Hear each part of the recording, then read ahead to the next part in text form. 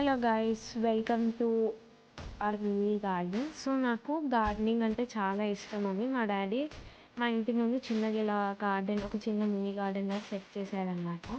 So మా గార్డెన్లో ఏమేమి ఉన్నాయో నేను ఇప్పుడు మీకు చూపిస్తాను. ఫస్ట్ అయితే టమాటో ప్లాంట్. నేను ఆ రోజు మీకు నైట్కి నైట్ పెట్టానని చెప్పాను కదా. సో అది చూడండి ఎంత పెద్దగా అయిపోయిందో.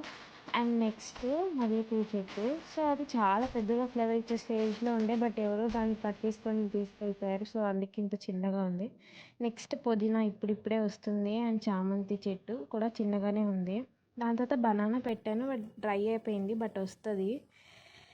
నెక్స్ట్ చామంతి చెట్టు, సారీ చామంతి కాదు, బంతిపూల చెట్టు. ఆల్మోస్ట్ ఇవే చాలా ఉన్నాయి బంతిపూల చెట్టు, బట్ అది ఏ కలరో ఫ్లవర్స్ వచ్చేదాకా తెలీదు. సో నేను చాలా ఎక్సైటెడ్లీ వెయిట్ చేస్తున్నాను. అండ్ నెక్స్ట్ నేను 1 year ఎగో, 1 year కూడా కాదు, 9 months ఆర్ 10 months అలా ఒక సీడ్ వేసాను అనమాట. అంటే మ్యాంగో తిని అక్కడే వేసేసాను అనమాట. నేను అది ఎక్స్పెక్ట్ కూడా చేయలేదు చెట్టు వస్తుందని. బట్ ఇప్పుడు చూడండి అది ఎంత హైట్ అయిపోయిందో ఆ చెట్టు.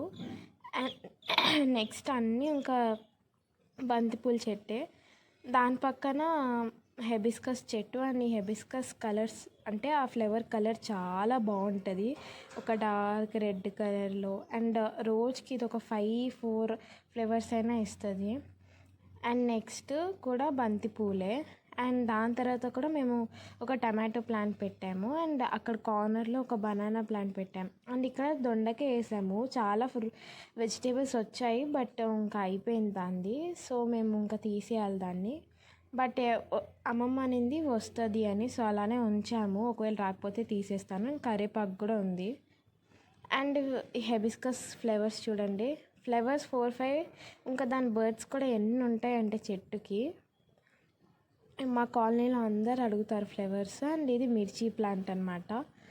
అండ్ ఇక్కడ పక్కనే చిక్కుడుకాయ కూడా ఉంది. అండ్ ఇదే బనానా. అండ్ దాని పక్కనే టమాటో ఉంది, చూడండి అది కూడా ఎంత పెద్దగా అయిందో.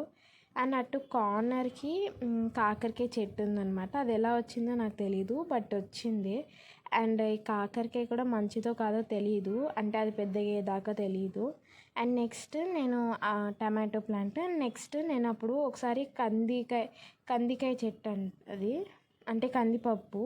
సో కందికాయలు ఎండిపోయినప్పుడు నేను అవి అక్కడ వేసేసాను. ఇవన్నీ ఇంకా కనకాంబరాల చెట్టు. అండ్ ఇది గోంగూర.